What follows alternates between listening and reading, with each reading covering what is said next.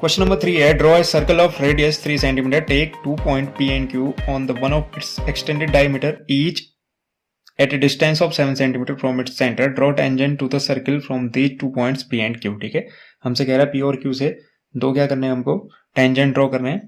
पहले हमें एक सर्कल ड्रॉ करना है जिसकी रेडियस कितनी है 3 सेंटीमीटर। तो हम क्या करेंगे, 3 सेंटीमीटर मेजर करेंगे ऐसे और एक सर्कल ड्रॉ कर लेंगे। ठीक है, तो ये रहा हमारा सर्किल, 3 सेंटीमीटर रेडियस का एक सर्किल ड्रॉ कर लेंगे। अब वो कहता है हमसे क्या करो, P और Q पॉइंट है। P और Q पॉइंट है कहाँ एक्चुअल में, जो P और Q पॉइंट है वो 7 सेंटीमीटर है डिस्टेंस पे फ्रॉम इट्स सेंटर। इसका सेंटर है ये, तो यहां से 7 सेंटीमीटर इसके डायमीटर को अगर आप एक्सटेंड करोगे, कह रहा है। ठीक है, अगर आप इसके डायमीटर को एक्सटेंड करोगे तो 1.7 सेंटीमीटर इस तरफ है, 1.7 सेंटीमीटर इस तरफ है। अगर मैं 7 पे रखूं तो 7 सेंटीमीटर इधर, सेंटर से 7। ठीक है, तो सेंटर से 7 एक्सटेंड कर देते हैं तो आपको एक पॉइंट मिलेगा यहाँ पे। ठीक है, ऐसे ही अगर आप इसको एक्सटेंड करें यहाँ को तो 7 से 14 पे पहुंचा देते हैं, 7 हो जाएगा। एक पॉइंट यहाँ पे, एक पॉइंट P इधर पे, एक पॉइंट Q इधर पे। तो क्लियरली हमने जो अभी तक सीखा है कि जो डायमीटर ड्रॉ करते हैं उसमें हम क्या करते हैं, जिस पॉइंट से ड्रॉ करना होता है इसकी नेमिंग कर देते हैं हम। एक पॉइंट P है और एक पॉइंट क्या है, Q है। तो इसको P कह देते हैं, ये पॉइंट P और ये पॉइंट Q, और ये सेंटर है, इसको कह देते हैं O। ठीक है, क्लियरली मुझे P पॉइंट से अगर टेंजेंट ड्रॉ करना है तो PO का क्या करूंगा, मैं परपेंडिकुलर बाइसेक्टर ड्रॉ करूंगा। ठीक है, तो PO का परपेंडिकुलर बाइसेक्टर ड्रॉ कर लेते हैं। परपेंडिकुलर बाइसेक्टर ड्रॉ करने के लिए हम PO की आधे से ज्यादा डिस्टेंस लेते हैं। ठीक है, अंदाजा लेते हैं, बस एग्जैक्ट मेजर करने की जरूरत नहीं है, आधे से ज्यादा। और एक कट ऊपर P पॉइंट से, एक कट नीचे, ऐसे ही O पॉइंट पर रख के एक कट ऊपर और एक कट नीचे। क्योंकि क्लियरली जो PO है वो कितना था, 7 सेंटीमीटर। ऐसे ही OQ भी क्या होगा, हमारा 7 सेंटीमीटर होगा और उसकी भी आधे से ज्यादा डिस्टेंस यही रहेगी। क्लियरली देख के चेक कर सकते हैं हम कि जो आधे से ज्यादा डिस्टेंस है वो यही है।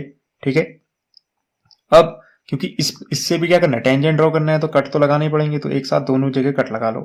ठीक है, इसके लिए भी इसके लिए भी, ताकि बार बार कट लगाने की जरूरत ना रहे। तो ये हो गया हमारा परपेंडिकुलर बाइसेक्टर। अब हम क्या करते हैं, इन दोनों कट को मिला देते हैं।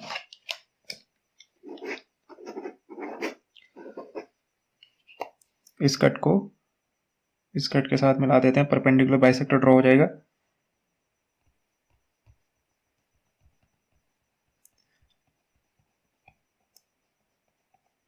ये एक परपेंडिकुलर बाइसेक्टर हो गया PO के लिए, ये QO के लिए परपेंडिकुलर बाइसेक्टर।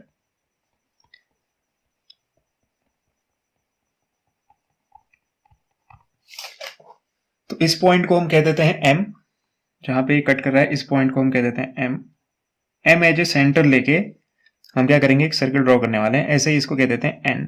ठीक है, इस परपेंडिकुलर बाइसेक्टर ने OQ को जहां पे कट किया उसको N, और PO को जहां पे कट किया उसको कहा M। अब हम PM को एज ए रेडियस लेके M को एज ए सेंटर एक सर्किल ड्रॉ करेंगे। वो सर्किल ओरिजिनल सर्किल को जहां पे कट करेगा वहीं पे क्या होगा, टेंजेंट ड्रॉ होगी। सेम सिचुएशन यहाँ पे, N एज ए सेंटर और ON कह लो या फिर NQ कह लो, दोनों सेम ही है। ठीक है, उसको एज ए रेडियस लेके हम क्या करेंगे, एक दूसरा सर्किल ड्रॉ करेंगे।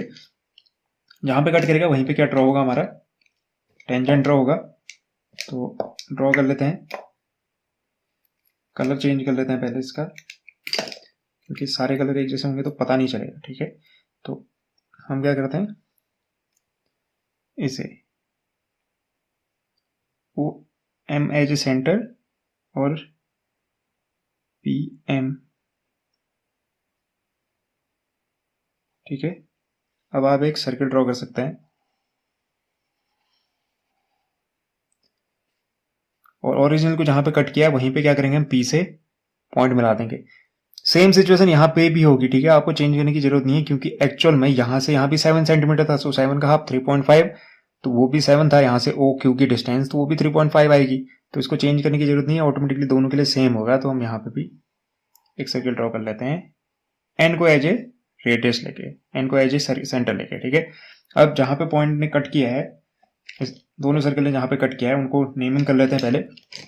इस पॉइंट को हम कह देते हैं ए, ये जो पॉइंट है ए, यहाँ पे जो कट किया उसको कह देते हैं पी, ऐसे ही इसे कह देते हैं सी और इसको कह देते हैं डी।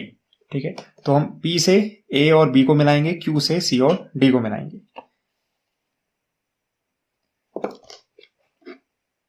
तो पहला टेंजेंट हमारा पी से ए को मिलाने पे आएगा। तो पी से ए को मिलाया हमने, ऐसे ही पी से बी को।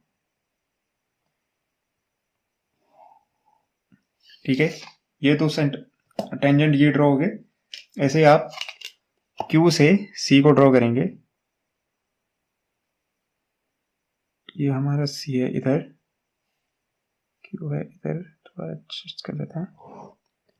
ठीक है, एक टेंजेंट ड्रॉ हो गया। ऐसे ये डी पॉइंट यहाँ पे, ठीक है, इस पॉइंट को डी कहा है, तो इस पॉइंट को और क्यू पॉइंट को मिला देते हैं। तो ये रहा हमारा, ओके। ठीक है, तो ये फिगर फॉर्म हो चुका है।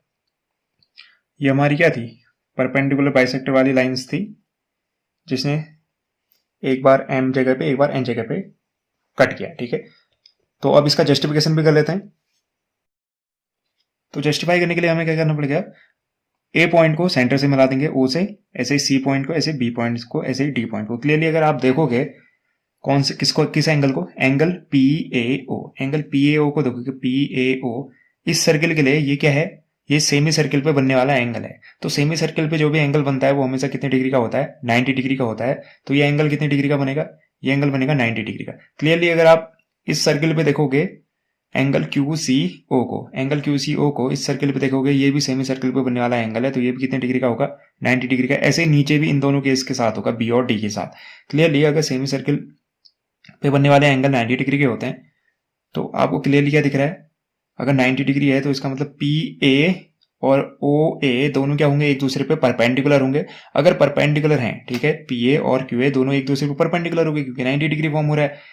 तो ओ ए क्या है, एक रेडियस है। अगर ओ ए रेडियस है तो आपको पता है रेडियस के साथ कौन सी दूसरी चीज जो परपेंडिकुलर होती है वो क्या होती है, टेंजेंट होती है। तो अगर ओ ए रेडियस है, ये दोनों एक दूसरे पे परपेंडिकुलर है और ये रेडियस है, तो इसको क्या होना चाहिए, टेंजेंट होना चाहिए। तो इसी को हम क्या करने वाले हैं, वेरीफाई करेंगे, जस्टिफाई करेंगे। तो पी ए और पी बी, ऐसे Q C and Q D को हम क्या करने वाले हैं, टेंजेंट प्रूव करने वाले हैं। तो ज्वाइन कर लेंगे हम,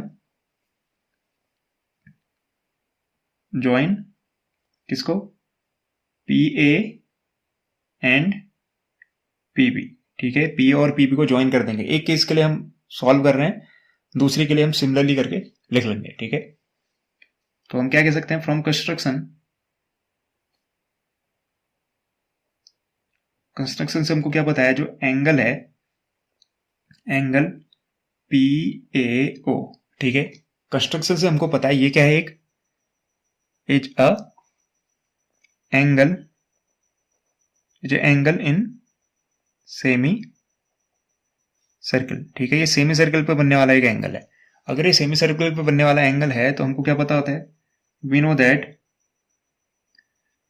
नो दैट हमें पता है बाय थ्योरम, जो सेमी सर्कल पे एंगल फॉर्म होते हैं वो कितने डिग्री के होते हैं, वो राइट एंगल होते हैं, यानी 90 डिग्री के होते हैं।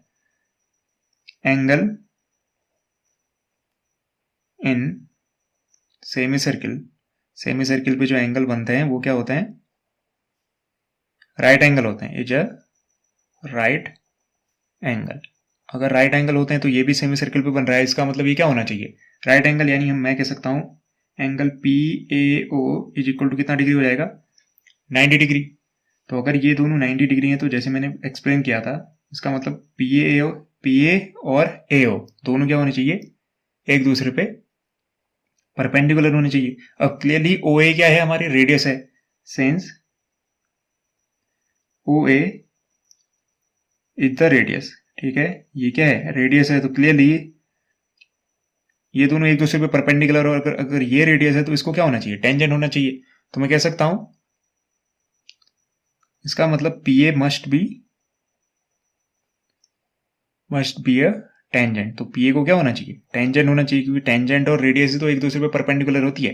ठीक है, अगर ऐसा है इसका मतलब पी ए क्या होगी, टेंजेंट प्रूफ हो गई। तो सिमिलरली हम पीबी, क्यूसी एंड क्यूडी को भी क्या कर देंगे, टेंजेंट प्रूफ कर देंगे। उसको करने की जरूरत नहीं है, बस सिमिलरली करके लिखा जा सकता है। Similarly P B, Q C and Q D are the tangents. ठीक है, जैसे ये टेंजेंट प्रूफ की, वैसे ये भी क्या है, टेंजेंट है ऑफ द सर्कल। उसी सर्कल की, कौन सा सर्कल, जिसकी रेडियस कितनी थी, 3 सेंटीमीटर थी, तो उसी की क्या है, ये भी टेंजेंट है। तो ये जस्टिफाई हो चुका है, तो हम फाइनली लिख देंगे जस्टिफाइड। उम्मीद करता हूँ आपको ये एक्सप्लेनेशन पसंद आया होगा और समझ भी आया होगा। Thank you and have a nice day.